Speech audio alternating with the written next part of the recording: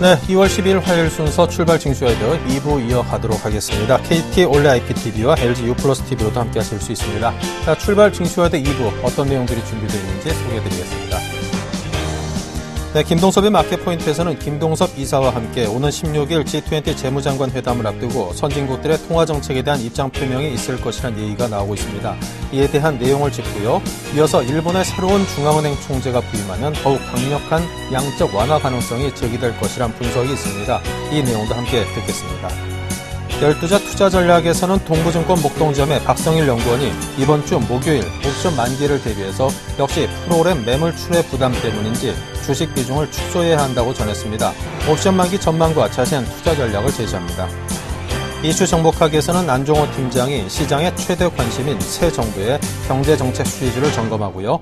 올해 1조 시대를 연다는 IPTV 시장에 대한 분석과 글로벌 증시 대비 국내 시장에 대한 전망까지 짚겠습니다. 네, 우리 시장이 현재 소폭 상승세를 유지하고 있습니다. 양시장이 2.7포인트, 2.5포인트 각각 상승하고 있는데요. 시황센터의 김혜영 캐스터를 연결합니다. 네, 시황센터 김혜영입니다. 먼저 코스피 살펴보겠습니다. 오늘 코스피 지수는 특별한 모멘텀이 부재한 가운데 강보합권에서의 흐름 이어지고 있습니다. 전차 군단이 선전하며 상승 흐름 이어지고 있는 가운데 코스피는 1950선 지지력 테스트에 나선 모습인데요. 현재 코스피는 0.21%의 오름세 보이면서 1953선에서 거래 중입니다. 이어서 코스피 수급 상황 살펴봅니다. 현재 코스피 시장에서는 개인과 외국인이 동반 매수 우위 나타내면서 지수 상승을 견인하고 있는 모습입니다. 반면 기관 쪽에서는 현재 495억 원의 매도 물량 출회되고 있습니다. 이어서 코스닥 살펴보겠습니다. 오늘 코스닥 지수는 이틀째 상승 흐름 이어지고 있습니다. 개인의 매수세 들어오면서 오름세 이어지는 모습인데요. 현재 코스닥은 0.48%의 오름세 보이며 507선에서 거래 중입니다. 이어서 코스닥 수급 상황 살펴보겠습니다. 오늘 코스닥 시장에서는 기관 쪽에서 매수 우위 나타내고 있습니다. 19억 원의 매수세 나타내며 지수 상승 이끌고 있고요. 반면 개인 쪽에서는 10억 원, 외국인 쪽에서는 6억 원의 매도 물량 출회하고 있습니다. 이어서 환율 살펴보겠습니다. 오늘 70전에 내림세로 장 출발했던 환율은 장 초반 상승 반전에 성공했습니다. 이 설 연휴 동안 특별한 악재는 없었지만 북한의 지정학적 리스크가 또다시 재부각되면서 오늘 상승 흐름이 이어지고 있는데요. 현재 환율은 1원의 오름세 보이면서 1096원 70전에 거래 중입니다. 이어서 코스피 시가총액 상위 종목 살펴봅니다. 대장주인 삼성전자 오늘 0.82% 강보합권에서의 흐름이 이어지고 있습니다. 147만 4천 원의 현재가 이어지는 모습이고요. 현대차 역시 강보합권, 반면 장초반 상승 흐름 보였던 현대모비스, 현재는 차익 실현 매물의 약세 흐름으로 돌아섰습니다. 0.67%의 하락 흐름 보이며 29만 8,500원에 거래 중입니다. 이어서 기아차 역시 약 보합권에서의 흐름 이어지는 모습입니다. 이어서 다음 장 살펴봅니다. LG화학의 1%대의 상승세 보이며 29만 9천 원에 거래 중입니다. 한국전력은 2%에 가까운 하락 흐름 보이며 3750원에 거래 중이고요. SK하이닉스가 1%대의 상승 흐름, 반면 현대중공업은 1%대의 내림세가 이어지고 있습니다. 이어서 코스닥 시가총액 상위 종목 살펴봅니다. 대장주인 셀트리온이 0.73% 강보합권에서의 흐름 이어지고 있습니다. 27,450원에 현재가 이어지고 있고요. CJ 오쇼핑이 1.70%의 오름세 보이며 28만 7천 원에, 반면 파라다이스는 하락 흐름 이어지고 있습니다. 1.60%의 내림세 보이며 18,450원에 현재가 이어지는 모습이고요. 오늘 서울반도체가 강세 흐름 좋습니다. 3%대의 오름세 보이며 26,850원에 현재가 이어지는 모습입니다. 이어서 다음 장 살펴봅니다. CJ ENM이 1%대의 오름세 보이며 35,150원에 거래 중입니다. GS홈쇼핑과 동서, 시즌의 경우 약 9억원에서의 흐름 이어지고 있고요. 오늘 포스코 ICT가 1.28%의 상승세 보이며 7,130원에 현재가 이어지는 모습입니다. 이어서 이 시각 특징 업종 및 테마 종목 살펴보겠습니다. 자동차 주가가 외국인의 매수세에 장초반 상승 흐름 보였지만 현재는 차익 실현 매물에 혼조 양상되고 있습니다. 현대차가 강보합권, 기아차와 현대모비스는 약 보합권에서의 흐름이 이어지고 있고요. SL이 1%대 상승세 보이며 14,150원에 현재가 이어지는 모습입니다. 태양광 관련주 주가가 장 초반 강세 흐름 강하게 나타나고 있습니다. 미국 태양광 업체의 FB 증대 소식이 전해지면서 오늘 상승 흐름 강하게 나타나는 모습인데요. 대장주인 OCI가 5%에 가까운 강세 보이며 16만 9,500원에 우성 LST 역시 9%에 가까운 급등 흐름 이어지고 있고요. 이어서 넥솔론이 5%에 가까운 상승세 보이며 1,475원에 현재가 이어지는 모습입니다. 푸틴 러시아 대통령이 북한에 경유하는 가스관을 박근혜 당선인과의 협의하겠다는 뜻을 밝히면서 오늘 관련주 주가 강세 흐름 이어지고 있습니다. 동양철관이 5%에 가까운 상승 보이며 1,860원에 거래 중이고요. 대ITI가 2%에 가까운 상승 흐름, 대동스틸이 8%에 가까운 급등세에 이어지고 있습니다. 이어서 하이스틸 역시 6%에 가까운 상승세 보이면서 24,600원에 현재가 이어지는 모습입니다. 수처리 관련주 주가가 연일 상승 흐름 이어지고 있습니다. 현재는 홍조 양상 이어지는 모습인데요. 태국 물관리 사업 기대감에 상승 흐름 나타나는 모습입니다. 도화 엔지니어링이 4%대의 강세 보이며 8,040원에 유신이 가격 제한폭까지 올라섰습니다. 12,750원에 거래 중이고요. 웰크론 한텍과 시노펙스가 강보합권에서의 흐름 이어지는 모습입니다. 쌍용차 주가가 유상증자 설이 불거지면서 오늘 하락 흐름 이어지고 있습니다. 현재 나코키와 5%대의 급락세 이어지고 있는데요. 주당 320원 밀려 6,010원에 현재가 이어지는 모습입니다. 이어서 SD 시스템입니다. 거래처와 거래 중단 사실을 뒤늦게 밝힌 SD 시스템 오늘 급락 흐름 이어지고 있습니다. 6%대의 하락폭 보이면서 5,200원에 거래 중인 모습입니다. 이어서 동양건설 살펴봅니다. 동양건설은 도로공사 관련 무효 통보를 받았다는 소식에 오늘 하락 흐름 이어지고 있는데요. 현재는 하락폭 조금 더 확대된 모습입니다. 4%대의 내림세 보이며 3,495원에 현재가 이어지고 있습니다. 이어서 강원랜드 살펴보겠습니다. 강원랜드는 증설 기대감에 장초반 신고가를 나타냈지만 현재는 차익 실현 매물에 약 보합권에서의 흐름이 이어지고 있습니다. 현재 강원랜드는 32,600원에 거래 중인 모습입니다. 지금까지 시황센터 김혜영이었습니다. 자, IM투자증권 김동섭 이사를 연결해서 글로벌 주요 이슈와 또 그게 미치는 우리 시장에 미치는 영향에 대해서 들어보도록 하겠습니다. 안녕하십니까? 안녕하십니까? 네, 오늘 16일 G20 재무장관 회담을 앞두고 있습니다. 이 앞서서 선진 7개 국가 관계자들이 이 통화 전쟁에 대한 입장을 표명할 것으로 알려지고 있는데요. 자, 자세한 내용 전해 주십시오. 지금 그 통화 전쟁 가능성이 상당히 높은 게 일본에서 이제 적정 엔화 환율을 105엔 정도까지 보고 있거든요. 105엔을 보니까 기술적으로 보면은 옛날 2005년도에 적점이 105엔대입니다. 그러니까 거기서 상당히 그 저항이 있었던 그런 자리였는데 거기까지 언급하고 있는 상황에서 그 수출 의존도 국가들이 많은 높은 뭐 남미라든가 뭐 일부 유럽 국가 여기서 뭐 아마 프랑스나 이탈리아 가능성 상당히 높죠. 그다음에 이제 우리나라 같은 경우에는 통화 전쟁을 불사 입장을 좀 내비치는 그런 상황이기 때문에 그것을 이제 그 미국이나 유럽 입장에서는 이거를 어떻게 해서라도 좀 진화를 해야 되겠다라는 생각을 하는 것 같습니다. 그렇지만 사실 내놓을 만한 대책이 없습니다. 뭐 제재를 뭐 이란이라든가 뭐 북한처럼 뭐 문제가 되면 제재를 한다 할 수 있겠지만 이런 거는 어떻게 사실 제재할 수 있는 방안도 상당히 좀 없는 상황이거든요. 그래서 G7의 입장을 표명하겠다고 하지만 할 수 있는 것들은 아마도 그 환율에 대해서 정부 개입이 아닌 시장 수요에서 결정돼야 한다는 것을 아마 확인하는 정도가 되지 않겠느냐라는 부분이고요. 그렇지만 이런 것은 있죠. 많은 국가들이 계속해서 부담감을 갖는 모습을 보인다면 일본도 사실 그 부분에 대해서 지금 엔화를 계속해서 약세로 끌고 가는데 부담이 좀 될 수 있는 부분은 있다라는 거고요. 사실 그 일본 엔화 약세로 인해서 우리나라 수출 산업에도 문제가 있지만 선진국에서 지난번 금융위기 때 그 안전자산으로서 미국 달러하고 다시 미국 국채하고 일본 엔화에 많이 투자를 했었거든요. 그 손실도 만만치 않기 때문에 어떤 방법으로서는 간에 정말 그 유럽이라든가 남미나 우리나라 입장으로서는 상당히 압력을 행사할 수밖에 없는 그런 상황이다라고 볼 수 있고요. G7에서 할 수 있는 것은 매우 제한적일 확률이 높다라고 생각하셔야 될 것 같습니다. 네. 그렇 차기 일본 중앙은행 총재로 거론되고 있는 아시아개발은행 구로다 총재가 현재 엔화 약세는 자연스럽고 오히려 조정이 더 이루어져야 된다. 이런 의견을 밝혔군요.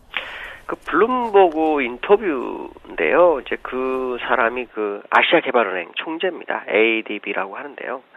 구로다 하루히코라는 사람인데 이 사람이 갑자기 아베노믹스를 지지하고 나섰죠. 그 아마 배경에는 아마 자기가 일본이 이제 일본 장기 디플레이션 문제 해결할 수 있는 적임자다라는 것을 어필하고자 한 것 같은데요. 어쨌든 그가 제시하는 것은 올해 안에 더 큰 규모 양적 완화가 필요하고 2% 목표 물가를 2년 안에 달성을 해야 한다, 할 수 있다라는 부분이고 또 그 목표를 달성하기 위한 수단이 상당히 많이 가지고 있다라는 그런 얘기를 하고 있습니다. 그래서 양적 완화를 좀 강화할 필요성이 있다라고 상당히 주장을 하고 있는데요. 글쎄요, 이게 지금 쉽지는 않을 것 같습니다. 왜냐하면 물가 목표치가 2%가 만만치 않거든요. 일본은 항상 거꾸로 갔었기 때문에 경기 부양한 물가가 오히려 마이너스로 진입하는 경우가 상당히 많았었거든요. 이런 부분을 본다면 쉽지는 않겠지만 어쨌든 이 사람이 만약 총재가 된다면 시장 기대치가 더 높겠죠. 왜냐하면 아직 그 자리가 결정나지도 않은데 BOJ 차기 총재가 결정되지도 않았는데 벌써부터 대놓고 일본 어떻게 해야 된다 얘기한다면 일본 입장으로서는 이런 사람을 아베 입장으로서는 쓸 수 있는 부분이 생기고 그렇게 되면 시장에 상당히 좀 충격을 좀 줄 수 있는 부분 또한 있지 않을까라는 생각을 해보게 됩니다. 네. 자, 그리고 지난 7일 오바마 대통령이 공화당에게 연방정부 채무 한도 증액, 그리고 정부 지출 자동 삭감 협상에 이어서 빅딜을 제안했다고 하는데 어떤 부분들이었습니까? 지난번에 아마 재정절벽 이슈나 정부적 상한에 대해서 얘기를 할 때 계속해서 공화당 쪽에서 물고 늘어진 것 중에 하나가 오바마 대통령이 하고자 했던 의료비라든가 복지를 지출을 줄여야 된다라고 얘기했고 오바마 대통령이 이것은 절대 안 된다라고 하면서 계속 힘겨루기를 했었거든요. 근데 이번에 3월 1일 날에 시퀘스터가 발동이 되면 정부 지출이 자동 삭감이 되기 때문에 이게 이제 그 고용에 상당한 영향을 줄 수 있는 부분이 그 성장에도 문제가 될 수 있다라는 거죠. 시퀘스터가 발동하게 되면 2021년까지 약 1조 2천억 불 정도가 자동 삭감되기 때문에 상당히 좀 일본 그 오바마 정부로서는 상당히 부담이 되는 상황인데 공화당에서 얼마 전에 그 군사위원회 소속된 그 상원 의원들이 사실은 이 부분 시퀘스터를 9월 30일까지 연장을 하자고 했었거든요. 근데 존 베이너 하원 의장 쪽에서는 절대 안 된다라고 하면서 그 시점에 오바마가 이제 빅딜을 제안한 것이 뭐냐면 미국의 미래를 위한 교육과 연구 투자를 제외한 나머지에 대해서는 협상 가능하다 그래서 오바마 대통령이 지난번에 강력하게 주장했던 의료비나 복지 삭감에 대한 부분을 협상 카드로 제시할 수 있다라는 것을 나타냈고 이것은 시퀘스터가 악재가 아닌 오히려 시퀘스터를 해결하면서 주가가 상승할 수 있는 소지가 있지 않느냐 이렇게 생각하게 됐습니다. 네, 자 지금까지 IM투자증권 김동섭 이사와 함께 유럽, 일본, 미국 등등 주요 국가의 주요 이슈에 대한 분석을 들어봤습니다. 감사합니다. 네, 감사합니다. 네, 자 계속해서 신한 PWN 압구정센터 박재민 PB팀장과 화상 연결합니다. 안녕하세요. 네, 안녕하세요. 네, 시장의 흐름과 주체별 수급 상황부터 정리해 볼까요? 네, 일단은 오늘 시장 연휴가 하루 어제 끼었기 때문에 사실 월요일 같은 시장 분위기입니다. 일단은 거래는 역시 한산하고요. 프로그램에 의해서 시장이 계속 짓누르는 그런 시장이 연출이 되고 있습니다. 오늘 외국인이 삼성전자, 즉 전기전자 업종을 260억 정도 이제 지금 비차익으로 사는 걸로 일단 집계를 할 수 있겠는데요. 기본적으로 차익이란 비차익의 물량이 크게 나오다 보니까 프로그램 전체 물량은 800억 정도가 매도가 나오고 있습니다. 외국인이 260억 전기전자 업종, 화학업종 50억을 사는 거 제외하고서는 전 업종을 거의 하락하는 분위기, 매도 분위기이기 때문에 시장의 흐름이 약세 분위기이고요.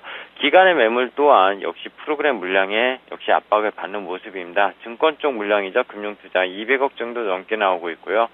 보험업종 150억, 투신 67억, 은행업종 49억, 연기금만이 3억 정도를 순매수하고 있는데 그 규모가 거의 보합권이기 때문에 사실 사는 의미가 거의 없다고 보시는 게 맞겠습니다. 아침에 개인이 매도세에서 매수세를 전환하면서 적극적으로 좀 사는 모습을 보이고 있는데 역시 연휴 이후인지 거래는 좀 상당히 소강 상태로 투자자들이 관망을 하는 분위기. 즉 해외 증시가 사실 우리 연휴 동안에 미국 증시고 유럽 증시고 거의 관망 분위기였습니다. 그런 분위기 속에서 오늘 국내 증시도 참여자들이 적극 참여하기보다는 시장을 아무래도 이번 주 목요일 옵션 만기일도 또 앞둔 상황이기 때문에 상당히 좀 보수적으로 시장을 바라보는 시각이 연출되고 있다 해석할 수 있겠습니다. 전기가스 업종에선 가장 많이 빠지고 있습니다. 한국전력이 2% 이상 빠지면서 지금 얼마 전에 35,000원을 찍었던 한국전력이 지금 3만원이 깨지려고 하는 입장인데요. 한국가스공사도 역시 추가 하락이 거의 2%대 나오고 있고요. 역시 내수주 중에서도 가스공사나 한국전력 이런 유틸리티 업종은 추세적인 상향이 퍼가 상당히 높아진 상황에서 올라가기 쉽지 않다는 점을 한번 말씀드렸는데 역시 무너지는 모습을 보이고 있습니다. 뭐 단순히 연내 전기료나 어떤 가스비 인상이 없을 것이다 이런 어떤 소식에 하락하는 게 아니라 단기간에 급등을 했기 때문에 차익 매물이 많이 나온다 이렇게 해석을 하시면 맞을 것 같습니다.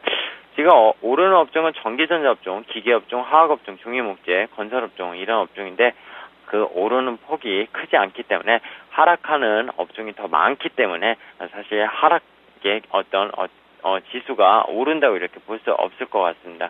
일단 코스닥 지수도 좀 추가적으로 살펴보죠. 코스닥 지수는 2.48포인트 전거래일 대비 오르면서 507.42포인트 기록 중인데요.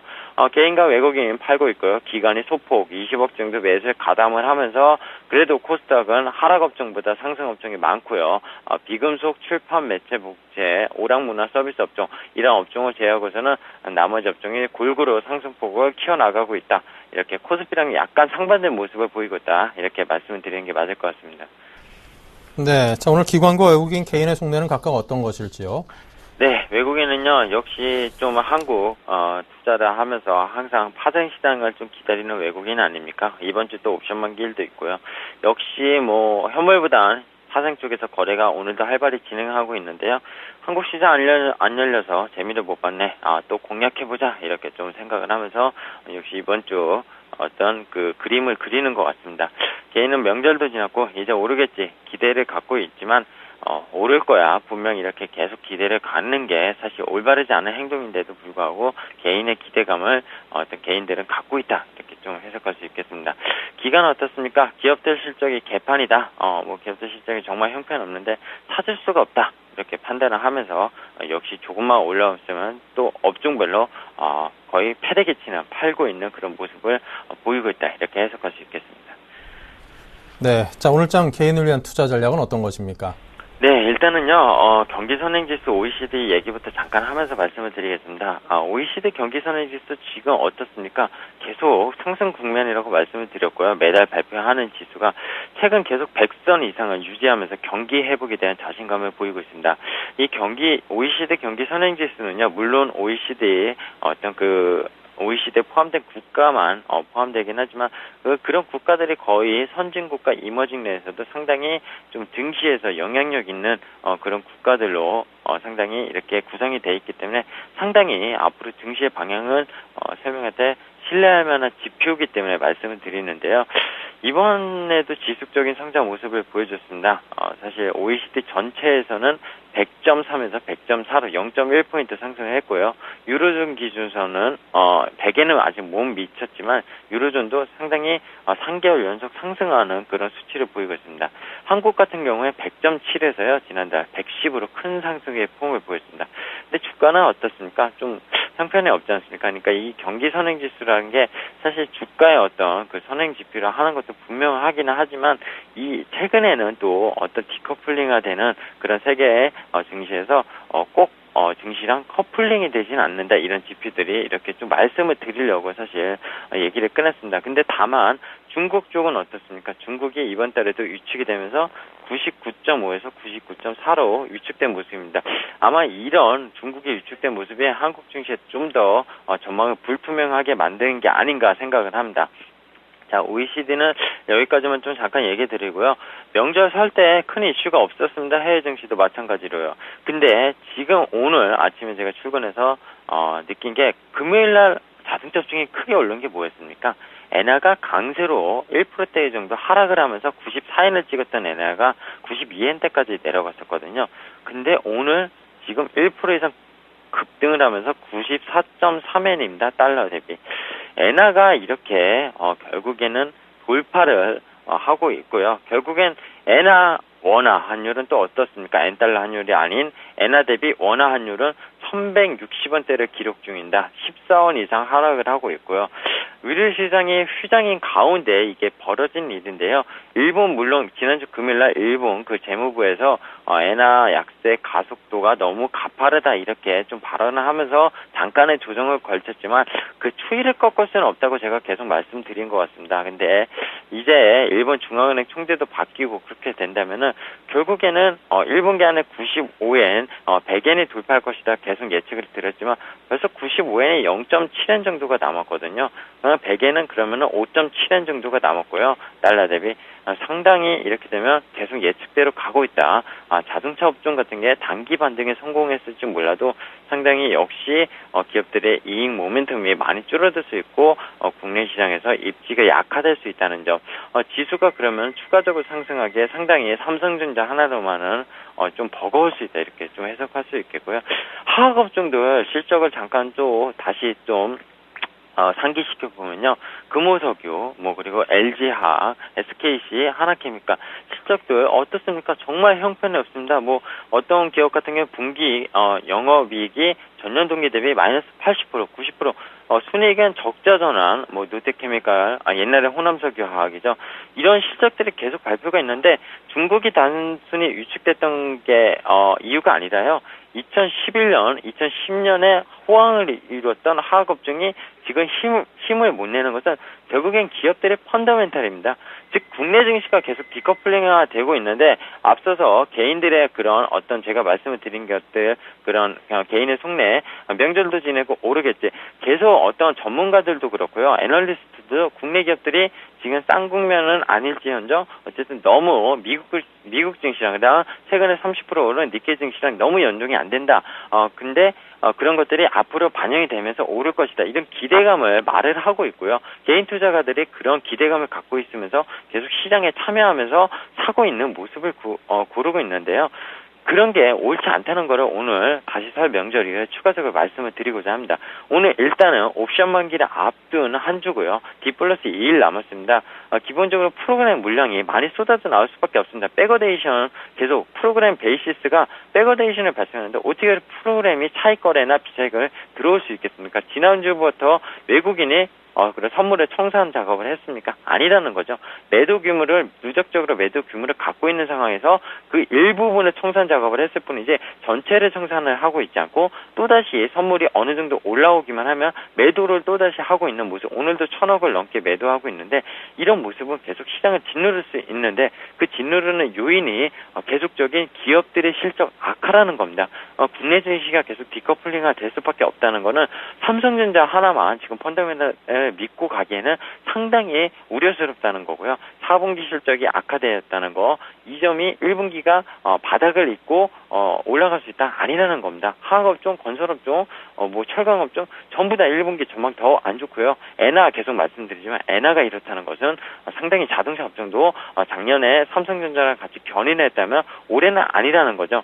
그런 말씀을 계속 드린다면 국내 증시 상당히 지금 옵션 만기 이후에도 어떤 외국인의 수급 패턴이 변화할지 지켜보면서 상당히 보수적으로 접근을 해야 되지 적극적으로 가담하시기에는 너무 섣부른 판단이 아닌가 생각이 들고요. 너무 증시에 대해서 낙관론을 가지시지 않았으면 좋겠다. 이렇게 마지막으로 좀 말씀을 드리겠습니다.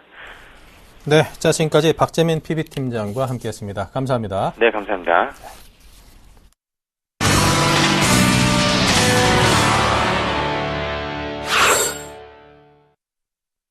네, 오인의 전문가와 함께하는 오늘장 투자 포인트입니다. 먼저 12자 투자 전략입니다.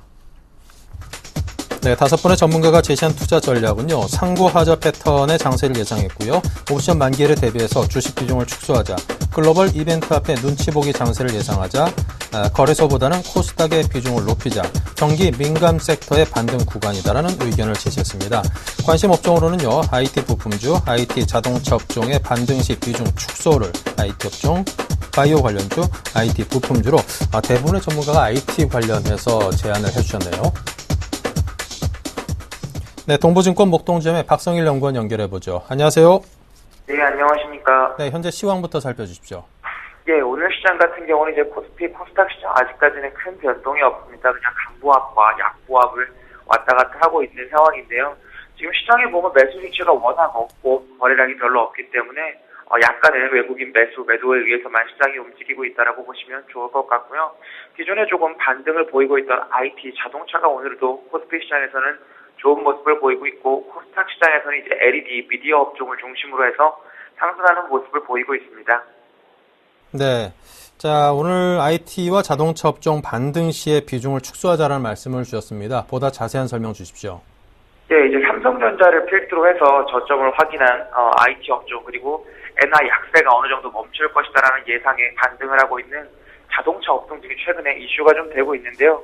개인적인 사견에서는 지금 현재는 비중을 조금 축소해야 되는 구간이 맞다라고 생각을 하고 있습니다. 아무래도 선물옵션 만기 그리고 유로존 재정 리스크에 따른 정치적 리스크에 따른 문제가 아직은 2월 24일에 남아있기 때문에 그때까지는 이제 주식 비중을 확대해가는 전략보다는 반등치마다 현금을 조금 확보하시는 전략이 유효하다라고 보고 있고요. 이렇게 확보된 현금을 가지고 아무래도 코스피 시장보다는 코스닥 시장에 조금 더 주력을 하시면서 수익률 게임을 하는 게 현재 시황에는 맞다라고 말씀드리겠습니다. 네. 자, 그렇다면 오늘 좀 관심 가질 만한 종목은 어디를 눈여겨보십니까? 네, 일단은 이제 코스닥 시장에서 LED 업종, 서울 반도체를 한번 가져와 봤습니다. 최근에 이제 LED 업종 같은 경우에는 4분기 실적이 잘 나왔죠. 2012년 전반적으로 서울 반도체가 매출 8천억 이상 나왔고요. 영업이익도 200억 이상 나오면서 턴어라운드에 성공하는 모습을 조금 보였는데요. LED에서 이제 주목을 해야 될 점은 업종이 어느 정도 구조조정을 마무리를 했고 불황을 탈피하고 있는 상승 초기 국면이다라는 점입니다. 최근에 국내뿐만 아니라 해외를 중심으로 해서 매출액이 급속도로 늘어나고 있는 상황이고요. 서울 반도체가 아직까지 PR이 고평가다라는 얘기가 많이 있기는 하지만 최근에 성장주를 계속 찾고 있는 시장에 매수 대기 자금들을 생각을 해볼 때는 지금 가격대에서도 매수해볼 만한 여력이 충분하다라고 판단을 하고 있습니다. 그렇기 때문에 매수가는 25,000원 정도에서 과감하게 매수를 하시면 좋을 것 같고요. 목표 주가는 3만원 그리고 손절은 24,000원 제시를 해드리겠습니다. 네. 자, 서울 반도체에 대해서 오늘 말씀을 해주셨습니다. 여러분께서 종목 선정하시는 데 있어서 박송일 연구원께서 오늘 주신 말씀 잘 한번 참고해 보시기 바랍니다. 감사합니다. 네, 감사합니다. 네. 자, 이어서 이슈 정복하기 박미라 아나운서입니다. 안녕하세요. 이슈 정복하기 박미라입니다. 오늘의 주요 이슈 함께 살펴보겠습니다. 신성장 동력을 마련하기 위한 정부 정책들은 기업들의 성장을 위한 로드맵 역할을 해왔습니다. 특히 정권 교체 시마다 신성장 동력이 바뀌어 왔는데요. 박근혜 정부의 정책을 통해 활력을 띨 업종은 어디인지 살펴보겠습니다. 코스피 지수가 지난 1년간 저점 대비 상승률이 주요국에 비해 크게 떨어진 것으로 나타났습니다. 원화 강세와 엔화 약세들의 영향으로 세계적인 상승 장세에서 소외된 결과인데요. 주요국과 비교해 코스피 지수의 상승률을 점검해봅니다. IPTV가 스마트 미디어로 빠르게 진화하면서 성장세를 이어가고 있습니다. 올해는 가입자 규모만 800만 명을 넘어설 것이라는 전망입니다. IPTV의 성장이 주식시장에는 어떤 변화를 가져올지 살펴봅니다. 네, 이슈 정복하기 오늘 순서는 대성투자자문의 안종호 주식운용팀장과 함께하겠습니다. 안녕하세요. 예, 안녕하십니까. 네, 박근혜 정부의 취임이 얼마 남지 않았습니다. 그동안 정부 정책들은 기업들의 성장을 위한 로드맵 역할을 해왔는데요. 이번 정부의 새로운 신성장 동력은 무엇인지 함께 살펴봐 주시죠. 예, 과거 새로운 정부가 이제 출범을 하면은 그 정부의 그 특색을 나타낼 뿐만이 아니라 그 해당 정권이 다스릴 기간 동안에 어떤 국제 경제 상황이라든지 정세가 변화가 있기 때문에 새로운 성장 동력을 위한 이제 로드맵을 발표를 하게 되는데요. 통상 주식시장에서도 보면 그런 로드맵에 해당되는 종목이나 업종들이 이제 큰 탄력을 보이는 그런 모습이었습니다. 그래서 과거의 경우를 살펴보면은 그 1998년 김대중 대통령이 취임했을 때는 IMF를 극복해야 되는 그런 것 때문에 강력한 구조조정이 있었기 때문에 구조조정이 잘 된 기업들이 탄력을 받았었고 또 99년 그 1년 뒤에는 바로 전 세계적인 IT 벤처붐이 일면서 우리나라에서도 코스닥 열풍이 불었었습니다. 그리고 2003년 이제 노무현 정부 때를 보면은 그 신용카드 대란에 뒷수습을 해야 됐었고요. 그리고 이제 분배하고 복지를 확대하면서 이제 균형 발전을 중시했었습니다. 그래서 그 당시 이제 10대 성장 동력으로 하면서 지능형 로봇이나 그 미래형 자동차, 차세대 반도체 뭐 이런 부분에 대해서 그 10대 성장 동력을 발표를 했었고요.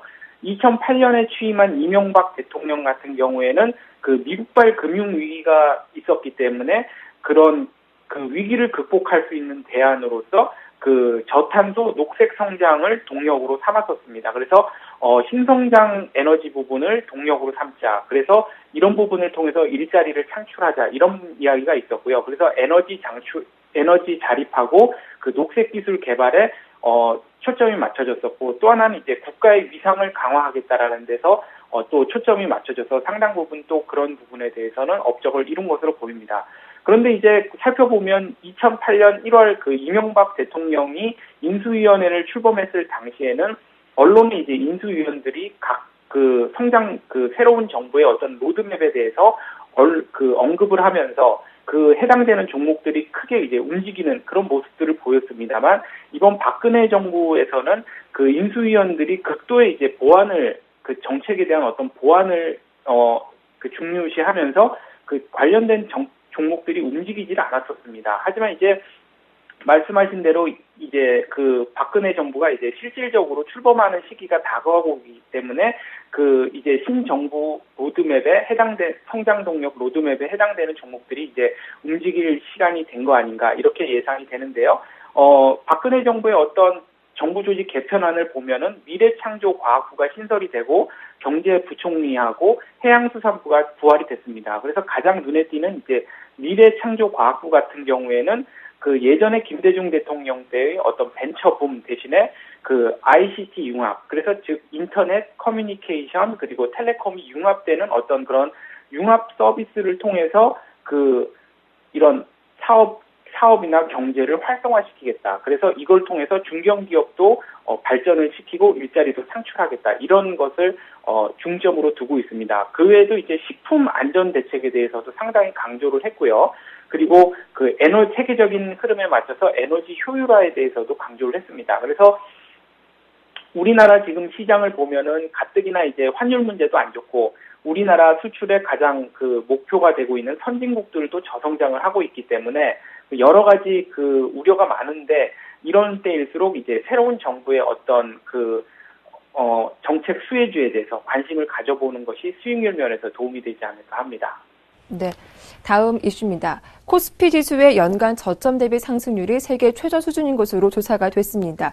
여러 가지 이유가 있겠지만 단연 환율 문제가 우선시되고 있는데요. 세계 증시와 비교해서 코스피 지수 상승률 어땠는지 자세하게 비교해 주시죠.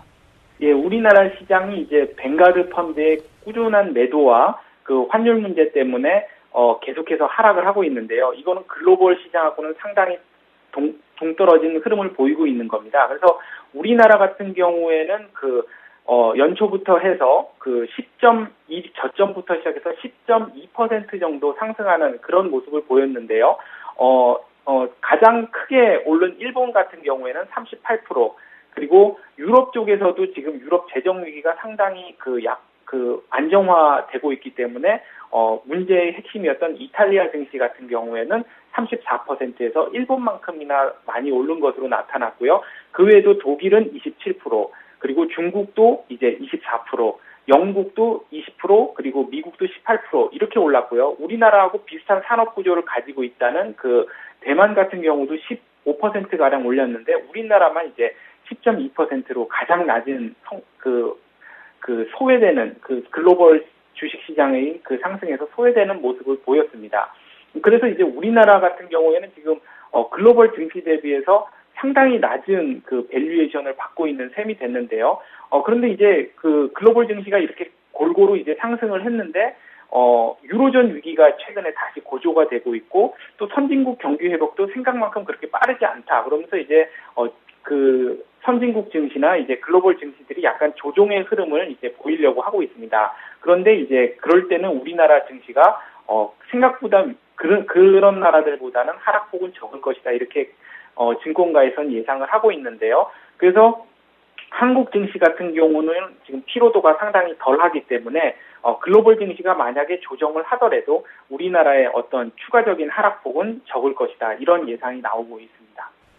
네. 끝으로 IPTV가 스마트 미디어로 빠르게 진화하면서 성장세를 이어가고 있습니다. 가입자 규모도 800만 명을 넘어설 것이라고 하죠. 주식시장에는 어떤 영향을 가져오게 될까요? 예, 그 IPTV 같은 경우에는 그 작년 같은 경우가 652만 명이 가입했었는데 매년 30% 넘게 성장을 하면서 올해는 800만 명이 그 가입자가 넘을 것으로 예상이 되고 있고요. 특히 이제 올해 같은 경우에는 아날로그 방송이 종료가 되면서 그 디지털 전환해야 되는 수요가 유료 방송으로 이제 전환해야 되는 수요가 한 1,000만 명 정도가 될 것으로 이제 예상이 되고 있습니다. 그래서 IPTV의 성장성이 계속 될 것이다. 이렇게 얘기를 하고 있는데요. 지금 TV 콘텐츠 같은 경우에도 VOD가 대세인데요. 즉 원하는 시간대에 원하는 프로그램을 본다라는 것이죠. 이제 방송 시간에 이제 얽매이지 않고 자기가 원하는 시간대에 원하는 프로그램을 본다는 것이 이제 IPTV의 성장 동력이 되고 있는데요. 이런 추세로 이제 계속 발전이 된다면 올해는 이 IPTV 매출이 1조 원대를 넘어설 것이다라고 보입니다. 그래서 그 최대수에는 아무래도 이동통신 3사가 될 것이다. 이런 것이 있고요. 이런 흐름이 있기 때문에 이동통신 3사에서도 그 IP 사업으로 이제 다양한 콘텐츠를 제공을 하면서 유료 방송 시장의 이제 양적이나 질적인 성장을 이끌고 있다라고 합니다. 그 인터넷 TV 같은 경우에 이제 극장에서 보던 이제 영화가 온라인 소비로 옮겨오면서 그 디지털 영화가 디지털 온라인 소비가 상당히 급성장을 하고 있는데요. 2012년 매출이 이제 시장 규모가 2,158억 원이 됐다고 합니다. 그래서 3년 연속 한 20% 이상 성장을 하고 있고요. 영화진흥위원회에서 발표한 2012년 한국 영화산업 결산 보고서를 보게 된다면은 온라인 영화 시장의 성장이 그 인터넷 TV하고 디지털 케이블 TV의 어떤 플랫폼을 이용해서 성장을 하고 있는데 매년 이제 2.5% 그래서 연 36%씩 성장을 하고 있다라고 합니다. 그래서 그 밝힌 레포트 중에 재밌었던 것은 그 TV에서 선호되는 영화나 프로그램들이 그 영화관에서 상영해서 히트를 쳤던 제품 그 영화랑은 반드시 일치하지는 않는다라는 건데요. 그래서 영화관에서 보는 영화하고 TV에서 다운받아서 보는 영화가 다르다고 합니다. 그래서 어떤 영화 분야의 새로운 분야가 이제 개척이 되고 있다. 이런 말을 할 수 있는데요. 그래서 향후 이런 그 시장 IPTV나 VOD 시장이 발달하기 위해서는 그 미디어 제공 플랫폼이 활성화되면서 또 TV를 통해서 보는 어떤 흥미로운 영화나 콘텐츠들이 계속 활성화가 될 때 그 온라인 시장이 계속 발전하는 그런 중요한 포인트가 되지 않을까 싶습니다. 네, 대성투자자문 안정호 주식운용팀장의 도움 말씀 잘 들었습니다. 고맙습니다. 예, 감사합니다. 지금까지 이슈 정보카기였습니다.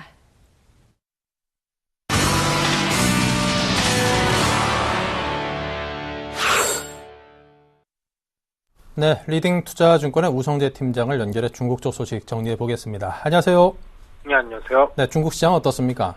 예, 지금 중국은 이번 주는 이제 중국 춘절로 인한 휴장입니다. 지금 이번 주 동안 휴장인 만큼 시장에서의 움직임은 어떻게 될지 여부는 좀 지켜보셔야 될 것 같은데요. 지금 춘절 동안 어떠한 정책들이 나올지 여부에 따라 다음 주에 열릴 중국 증시 시장에서의 변동성이 좀 확대될 것으로 보이고 있습니다. 지금 지난주 금요일 또한 0.57% 상승한 2432.40포인트에 장 마감하면서 2400선을 강하게 지지해서 움직임을 보이고 있는 상황인데요. 결국 지금 이제 상하이 종합주가지수가 다음 주 2450선을 돌파할 수 있을지 여부를 좀 지켜보시면서 접근하셔야 될 것 같습니다. 중국 같은 경우에 지난주 금요일 1월 소비자 물가지수의 발표가 있었습니다. 2013년 1월 소비자 물가지수 상승률은 전년 동월 대비 2%로 시장 예상치와 부합하는 모습을 보여줬었는데요. 증가율은 전월의 2.5%에서 둔화되는 모습을 보였었습니다. 지금 도시의 상승률이 2%, 농촌 상승률이 2.2%로 전월 대비 1%대 상승세를 나타내는 모습을 보였었는데요. 지금 1월의 생산자 물가지수 또한 1.6% 하락하는 모습을 보이면서 지금 생산자 물가지수의 하락세가 눈에 띄는 모습이었습니다. 1월 생산자 물가지수는 전년 대비 1.6% 하락했지만 전월 대비 0.2% 상승했었고 지금 공업 생산자 구입 가격 지수 또한 전년 대비 1.9% 하락을 했지만 전월 대비 0.3% 상승으로 발표가 났습니다. 지금 생산자 물가지수가 하락세에서 조금씩 이제 하락폭을 줄여나가면서 중국의 제조업 경기가 좀 꾸준히 개선될 것이라는 기대감이 확대되고 있다고 보시면 좋을 것 같습니다. 지금 2012년 중국의 무역 수지 총액이 세계 1위로 지금 발표가 났었는데요. 중국의 지난해 무역 총액이 사상 처음으로 미국에 앞섰다라고 발표를 했었습니다. 미 상무부는 미국의 무역 총액이 전년 대비 3.5% 증가한 3조 8,628억만 달러로 기록을 발표를 했었는데요. 지난달 중국이 발표한 지난해 무역이 3조 8,667억만 달러로 지금 중국 부분이 이제 미국의 무역 수지를 돌파하는 모습을 보였었습니다. 결국 지금 중국 시장이 더욱더 확대될 것으로 보이고 있는 만큼 이러한 부분에 따른 중국 경제에 대한 기대감은 확대되고 있다고 보시면 좋을 것 같습니다. 지금 중국의 중앙기업 순이익은 전년 대비 2.7% 증가한 것으로 발표가 났었는데요. 지난해 중앙기업의 총 매출액은 22조 5천억 위안으로 전년 동기 대비 9.4% 증가한 것으로 발표를 했습니다. 납세 총액은 1조 9천억 위안으로 전년 동기 대비 13% 증가하는 모습을 보이면서 중앙기업들의 순이익 또한 꾸준한 개선세를 나타내고 있다고 보시면 좋을 것 같습니다. 결국 중국 경제 회복에 대한 기대감이 꾸준히 나타나는 모습을 보이고 있고 이러한 흐름세가 각 지표로 지금 나타나고 있는 모습인 만큼 시장에서의 기대감은 확대되고 있는 상황인데요. 결국 상하이 종합주가지수는 이러한 흐름세에 따른 시장에서의 강한 상승 기조를 올 한해 이어져 나갈 것이라는 기대감이 커지고 있는 만큼 시장에서 이러한 부분들 염두하시고 접근하셔야 될 것 같습니다. 네, 자 지금까지 중국 쪽 소식 정리해보았습니다. 우성재 팀장과 함께했습니다. 감사합니다. 예, 고맙습니다.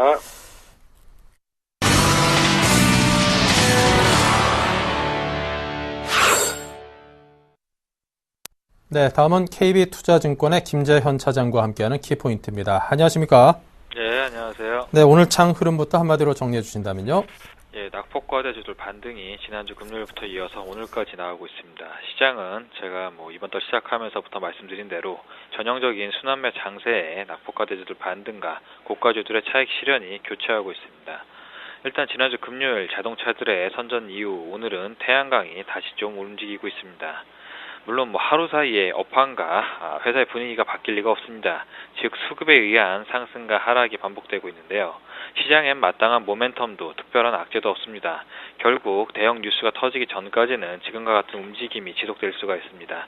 오늘은 뱅가드 펀드의 비중 조절 현황과 환율에 의한 주가 움직임에 대해서 알아보도록 하겠습니다. 네, 자 일단 5장 전략 이와 관련된 것들일 텐데요. 키워드를 설명해 주십시오. 네, 뱅가드 펀드 이제 국내 현황 다시 한번 알아보도록 하겠습니다. 일단 뱅가드 펀드 같은 경우는 현재 한국 비중이 16% 정도 축소를 했습니다. 설 연휴 이후 첫날인 오늘 20일까지 한국 비중을 기존 대비 한 80%대로 낮아질 것으로 예상이 되고 있습니다. 당초 발표한 매주 4%씩 단계적으로 비중 축소를 하겠다고 발표한 것들이 계획대로 진행되고 있음을 보여주고 있는데요. 그럼에도 불구하고 국내 증시에서 뱅가드 펀드 체감보다 좀 낮은 이유는 지수 관련주의 비중 축소가 강하기 때문으로 예상이 되고 있습니다. 시총 상위 40개 기업의 청산 비중은 인덱스 비중 축소 비율인 16%를 크게 상회하는 21%, 또 41위에서 80위까지 기업은 19.6%, 또 81위부터 111위까지 기업은 15.3%를 비중을 축소를 했습니다. 일단 뱅가드 유통 물량이 풍부한 대형주에 우선적으로 비중 축소를 실시하고 있는 것으로 보여지는데요. 매주 4% 비중 축소 발표안이 인덱스 기준이기 때문에 시총이 상대적으로 작은 종목들은 시총이 큰 종목들의 청산이 어느 정도 이루어진 이후부터 나타날 것으로 판단이 되고 있습니다. 실제 벤치마크 변경에 따른 비중 축소가 50% 진행된 종목으로는 SKC, 한전기술, CJ 대한통운이고요. 33.3%가 진행된 종목은 삼성정밀화학, 현대하이스코, 두산, 현대미포조선, 현대상선, SK네트워크스, 아모레지, 아모레퍼시픽, 두산중공업, 대우건설입니다. 반면에 삼성 테크윈, CJ, 제일기획, LG U+, DGB, 금융지주, 하나케미칼, 현대개발, 롯데제가, 유한양행, 우리투자증권, 다음, 한진해운, 한라공조, 하이트진로, 롯데칠성, 농심, 현대증권, 미래에셋증권, 동국제강, LG하우시스, 대신증권 등은 아직도 1%의 청산이 이루어지지 않고 있습니다. 일단 지금과 같은 상황에서는 제가 앞서 말씀드린 비중이 50% 이상 축소된 종목군들은 향후 몇 주간이 흐르게 되면은 비중이 거의 끝나가기 때문에 다시 매수 기회를 보시면 되겠고요. 아직까지 뱅가드 청산이 이루어지지 않은 종목군들, 물론 실적 상향도 있고요. 그중에 비중이 좀 적고 시총이 작기 때문에 안 나온 것들이 있습니다. 종목별로 좀 상황별로 다르게 대처를 하시면서 일단은 아직까지 비중 축소가 이루어지지 않는 부분에 대해서는 조금 부수적인 시각으로 바라보시는 매매 형태가 필요하겠습니다. 두 번째로 원화 강세, 중국이 뜨고 미국이 좀 지고 있습니다. 원화 강세가 장기화되면서 국내 증시에 중국 의존도가 커지고 있는데요. 대부분의 기업 실적에서는 중국 비중이 커지면서 소재, 산업재, 여행, 오락, 유통 등 수혜 가능성이 높은 종목들, 업종이 좀 주목을 받고 있습니다. 반면에 셰일가스, 헬스케어, 태양광 등 미국 관련주로 관련된 종목들은 이번 달 들어서 좀 소외받는 현상이 나타나고 있습니다. 물론 낙폭가대로 일정 부분씩 반등이 나오고는 있지만 구조적으로 상승하기 좀 힘들어 보이는 상황이었습니다. 지난해 하반기부터 워낙 강세가 지속이 되면서 한국 기업들이 미국 시장에서는 고전을 하고 있지만 위안화 가치도 원화와 같이 동반 절상된 중국에서는 한국 기업들의 판매가 좀 확대를 보이고 있습니다. 한국 수출에서 미국 대비 중국 비중이 갈수록 증가하고 있기 때문에 한국 경제의 대중 의존도가 더 커지고 있습니다. 증시 관점에서도 미국보다 중국 관련 이슈에 좀 더 주목을 해야 됩니다. 일단 업종으로 보게 되면은 지난해 12월 중국기 입국자 수는 23.2% 증가한 19만 5,997명으로 역대 12월 최고치를 기록을 했습니다. 이로 인해서 호텔 신라, GKL, 파라다이스 등 호텔 카지노 업종은 물론 대한항공, 아시아나항공까지 항공캐까지 모두 중국인 입국자에 대한 의존도가 커지고 있고 이로 인해서 지속적으로 수혜를 좀 볼 수가 있습니다. 그렇기 때문에 기존에 강했던 종목들보다는 미국보다는 중국 쪽으로 포커스가 넘어가고 있다는 점 좀 보시고요. 이들 종목군들 차익 실현이 나올 때마다 비중을 조금씩 늘려가시길 바라겠습니다. 네, 자, 오장 관심 종목 오늘 좀 짧게 듣겠습니다. 예, 막강한 실적의 세코닉스를 소개해드리도록 하겠습니다. 세코닉스 같은 경우엔 지난해 영업이익이 147억 6,658만 원으로 전년 대비 무려 378.3% 증가했다고 공시를 했습니다.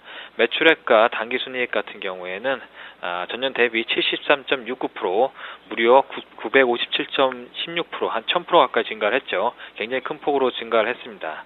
일단 1분기에는 모바일 폰렌즈 증설에 따른 수율 감소로 전분기 대비 소폭의 수익성 감소가 나타나겠지만 2분기부터는 수율 안정화와 물량 증가에 따른 본격적인 성장이 기대가 됩니다. 올해 매출액은 전년 대비 각각 54%, 99% 증가한 2,270억 원, 294억 원을 기록할 것으로 예상이 되고 있습니다. 일단 경쟁사 대비 중장기 성장 모멘텀을 확보하고 있기 때문에 작년의 실적 호조에 이어서 1분기 소폭 감소하고 2분기 이후부터 전년비 이상의 수익성이 좀 강화가 일어날 것으로 예상이 되고 있습니다. 매수가는 18,650원, 목표가는 22,650원, 손절가는 16,300원 제시해드리겠습니다.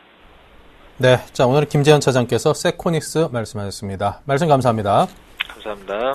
네, 잠시 후 11시부터는 종목 퀵 서비스 상담 준비되어 있습니다. 전화와 문자로 참여 가능하시니까요. 많은 참여와 활용을 부탁드립니다. 자, 출발 증시와이드 2월 12일 화요일 순서 여기서 마칩니다. 감사합니다.